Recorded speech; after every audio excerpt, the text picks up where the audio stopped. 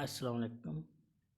ایک اور ویڈیو کے ساتھ آپ کی خدمت میں حاضر ہوں جو کہ ہے نیوٹنز لا آف موشنز کا کنٹینیوٹی ہے۔ اس سے پہلے پارٹ 1 میں ہم نے لا آف انرشیا ڈسکس کیا تھا۔ اب پارٹ 2 میں ہم اس کا سر آئزیک نیوٹن کا دوسرا لا آف موشن ڈسکس کریں گے۔ تو اس کے ڈسکس کرنے سے پہلے آپ چینل کو لائک کریں، سبسکرائب کریں اور بیل آئیکن کو پریس کریں۔ تو شروع کرتے ہیں، ایک ایگزامپل سے شروع کرتے ہیں۔ سپوز کہ ایک بیبی سیٹر کار ہے اور ایک بچہ ہے جس کا ویٹ جس کا ماس 10 kg ہے، اور ایک بچہ ہے جس کا ماس 5 kg ہے۔ تو اگر وہ بیبی سیٹر پہ کار پہ جو بچہ جس کا ماس 5 kg ہے، اگر وہ اس پہ بیٹھے گا اور فل ایکسلریشن دے گا اس کی، تو وہ اس کی سپیڈ زیادہ ہوگی بنسبت اس کے کہ جو بچہ جس کا ویٹ زیادہ ہے اگر وہ بیٹھے گا تو اس کی نسبت۔ کیوں؟ اس کی کیا وجہ ہو سکتی ہے؟ سوچیں۔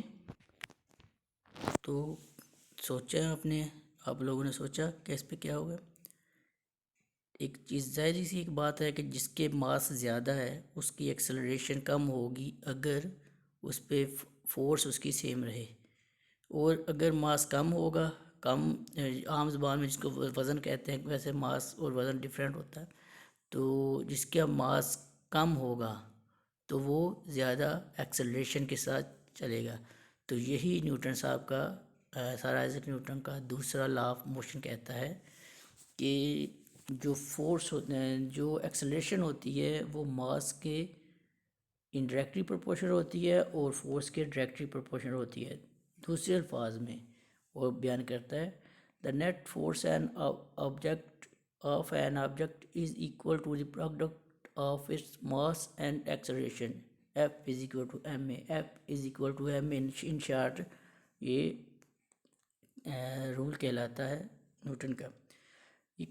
اس میں اگر 1 کلو گرام ویٹ ہو اور اس کی acceleration metre per second square ہو تو اس کا یونٹ 1 نیوٹن ہوگا۔ مطلب 1 نیوٹن جو ایکول ہوگا وہ ہوگا 1 میٹر سیکنڈ اسکوائر کے۔ 1 kilogram of mass at 1 kilogram of mass کو جو 1 میٹر پر سیکنڈ اسکوائر کے ایکسلریشن سے لے کے جا سکتا ہو وہ 1 نیوٹن فورس ہوگی۔ اب اس کی ایک مطلب یہ دیکھ لیتے ہیں کہ ایک ایگزامپل ہے کہ how much force is needed to accelerate a 1400 kilometre car 2 metres per second. تو اس کو فارمولے سے کی مدد سے حل کیا گیا ہے، دو ایف اور ایم اس میں کیا ہے، ماس ہے، اور اے ایکسلریشن ہے 2، تو اس کو ملٹیپلائی کر کے یہ جو آنسر آ گیا ہے یہ ہے۔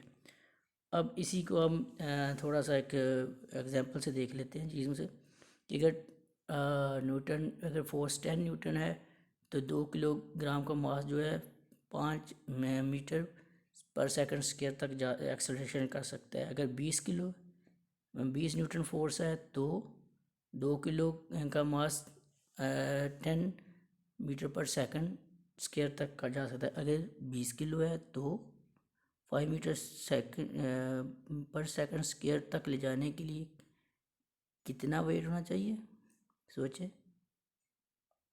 4۔ اس کو سمپلی 20 سے 5 کو ڈیوائڈ کر دیں تو یہ آنسر آ جائے گا۔ اسی طرح اگر دوسرا ہے کہ 5 کلو گرام ویٹ ہے اور 10 نیوٹن فورس ہے تو کتنا ہوگی ایکسلریشن، کتنا ہوگا؟ 10 سے ڈیوائڈ کر دیں 5 کو تو 2 آ جائے گا۔ یہ سمپل سے ایک ایگزامپلس ہیں۔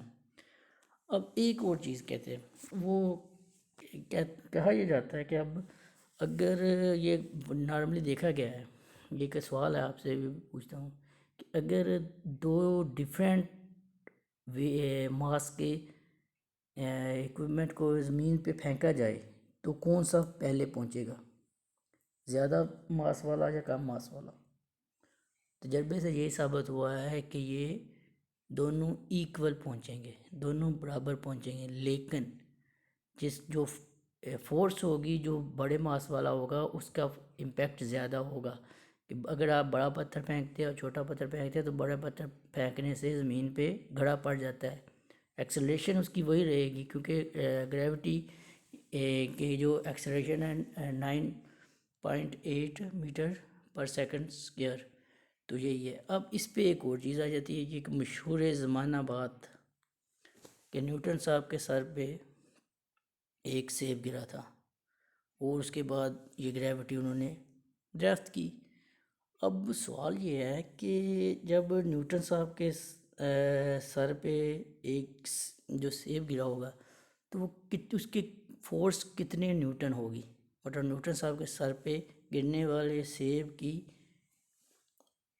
فورس کتنے نیوٹن ہوگی؟ میرا ایک ذاتی ہے، حالانکہ اگر سیب 10 گرام کا تھا، 102 گرام کا تھا، تو پھر وہ نیوٹن صاحب کے سر پہ 1 نیوٹن فورس سے لگا تھا۔ یہ میں نے کسی جگہ پہ پڑھا تو نہیں، اگر کسی نے یہ پڑھا ہے یا ہے کہ اس سیب کا ویٹ کتنا تھا جو نیوٹن صاحب کے سر سے گرا تھا تو وہ ضرور شیئر کیجیے گا۔ تو امید ہے آپ کو یہ میرا آج کا لیکچر پسند آیا ہوگا۔ شکریہ۔